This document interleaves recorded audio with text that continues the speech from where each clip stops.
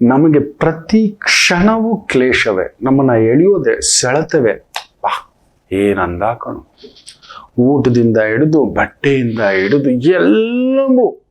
ಅದಕ್ಕೆ ಈ ಒಂದು ಕಲಿಯುಗಕ್ಕೆ ದಾರಿದ್ರ್ಯ, ಮೂರ್ಖರ ಸಂತತಿ ಜಾಸ್ತಿ, ಆಯುಷ್ಯು ಕಡಿಮೆ, ಮನುಷ್ಯ ಪೊಟ್ಟೆ ಪೋತಾಡು.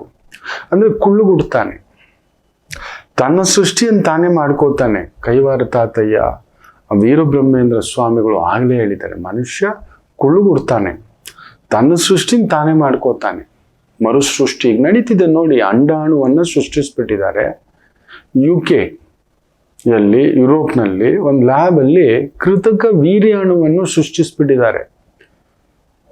ಇಲ್ಲ, ಈಗ ಗಂಡಸರಿಗೆ ನೀವು ನಂಬಲ್ಲ, ಪುರುಷ ಬಂಜೆತನ ಬಂದ್ಬಿಟ್ಟಿದೆ. ಅಮ್ಮಂದ್ರು, ತಾಯಂದ್ರು ಪಾಪ ಒಂದು ಗರ್ಭ ಧರಿಸ್ತಕ್ಕಂಥ ಭೂದೇವಿ ಸಮಾನ ನನ್ನ ಅಮ್ಮಂದಿರಿಗೂ ಕೂಡ ಅಲ್ಲಿ ಬಂಜೆತನ ಕೊಟ್ಬಿಟ್ಟಿದ್ದಾನೆ. ಎಗ್ ಪ್ರಾಬ್ಲಮ್, PCOD, PCOS, ಏನೇನೋ ಅದನ್ನಾಗಲೇ ಹೇಳಿದ್ದಾರೆ. ಯಾಕಂದ್ರೆ ಕಲಿಯುಗಕ್ಕೆ ನಾವು ಬಿಟ್ಟು ಪರಾಕರ್ಷಣೆ ಬೇರೆದೆ. ಎಷ್ಟೊಳ್ಳೆ ಬಟ್ಟೆ ಇದ್ರು, ಮನೆ ತುಂಬ ಸೀರೆಗಳಿದೆ, ಮನೆ ತುಂಬ ಜುಬ್ಬಗಳಿದೆ, ಮನೆ ಮುಂದ್ಗಡೆ ಎಷ್ಟು ಜೊತೆ ಚಪ್ಪಲಿಗಳಿದ್ದಾವ.